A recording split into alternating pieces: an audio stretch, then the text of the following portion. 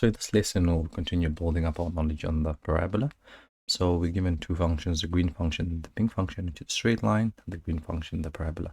So really the main focal area of this lesson really is to build up to the last question, where we're converting the equation of the parabola from the quadratic form into this other format. So I'll be showing you quick tricks and hacks on how to efficiently convert them and not to be intimidated when they ask you a question of converting it into that form. So, and we'll go through the first three questions. So let's read up on the information that's given. So we're given two graphs, the green graph and the pink graph, f of x, which is the parabola, which is green, the straight line, which is graph of g, which is pink. And we're told that a and b are the x-intercepts of f, meaning that the graph of f intersects the x-axis at a and b. We're told that c is the turning point. C is the turning point when the graph changes direction.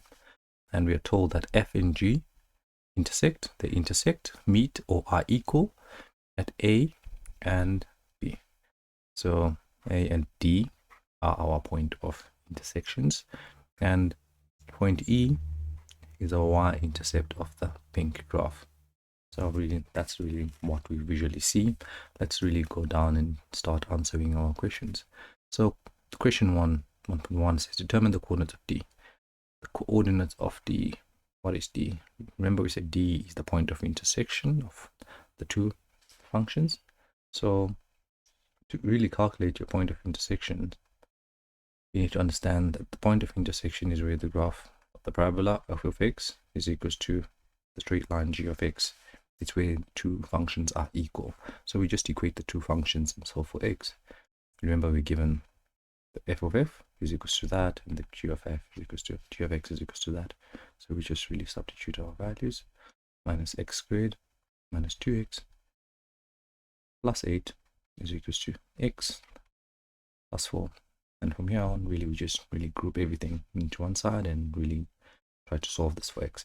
So take everything on the right hand side, bring it to the left, to have negative x squared minus 2x minus x plus 8 minus 4 is equals to 0.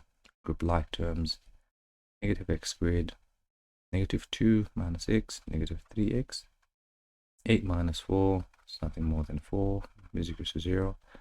Divide or multiply throughout by negative. It will change the signs of everything here. And then we have a quadratic where we need to find the factors of 4, that which we add or subtract, that will give us positive 3. And that which really we multiply will give us negative 4. So we write x and x, and we write positive 4 and negative 1. 4 minus 1 is 3. 4 times negative 1 will give us negative 4. So therefore x is equals to negative 4. Or x is equals to 1, but which is which? Remember, it intersects at two places, at A and D. So what you really need to pay close attention is that on the left hand side of this Cartesian plane, all the x values are negative, and on the right hand side the x values are positive. So you can see that D lies where the x values are positive. Therefore the coordinate of D will be 1 to 0. And it means this other coordinate will be the coordinate of A, where it will be negative 4 is to 0. But the question asked us for only the coordinate of D. So our answer would be D is 1 is to 0. And let's move on to the next question. The next question asks us to determine the coordinates of A and B. So if you paid attention in the previous question, we found what the coordinates of A are. So really you don't need to recalculate it. You just need to just write it down. We know that the coordinates of A minus 4 is to 0. So how do we calculate the coordinates of B? B and A are the x-intercepts of the graph of f. So it means we're going to use the graph of f to find the x-intercept.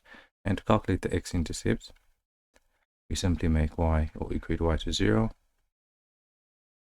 and you solve for x. So we'll take our equation minus x squared minus 2x plus 8 equated to 0.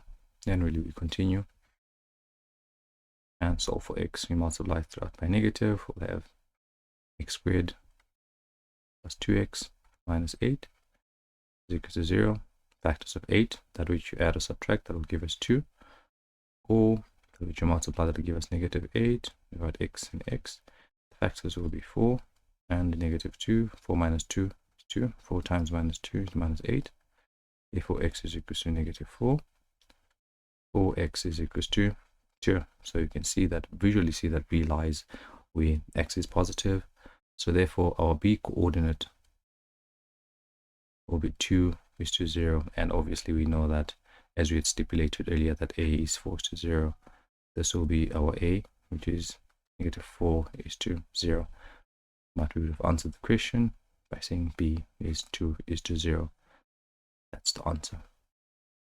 And let's move on to 1.3. They're asking us to calculate the coordinates of E. How do we calculate the coordinates of E?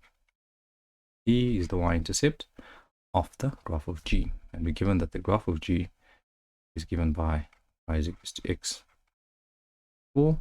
And to calculate the y-intercept, we just equate x to 0 and we solve. So it will be y is equals to 0 plus 4. Therefore, y will be equals to 4.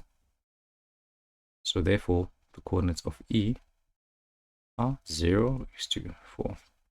And we would have answered the question. So let's move on to really the meat of this whole lesson, of writing the equation of the parabola from the quadratic and converting it into the form that they asked us to write it in. So they gave us, this is 1.4, they gave us this function as negative x squared minus 2x plus 8. So we just need to complete the square. How do we complete the square? We need to make sure that the x squared is always positive.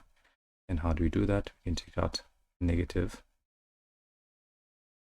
so that x squared is positive. We don't discard the negative, we take it out outside the square brackets, which means this will be positive x, negative 8.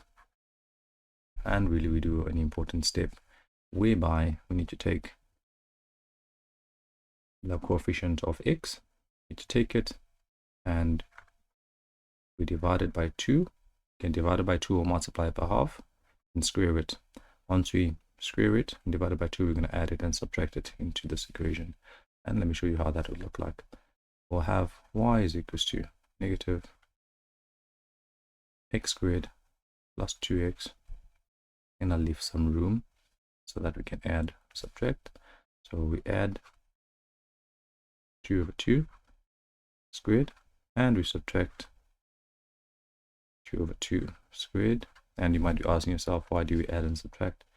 We are adding and subtracting so as to not change the integrity of the equation, because actually this really is nothing more than 0, but mathematically it looks very smart. So let's continue with completing the square, and let's say y is equals to negative square brackets x squared plus 2 over 2 is 1 squared is nothing more than 1, so it's 2x plus 1, and this will be a negative 1 minus 8.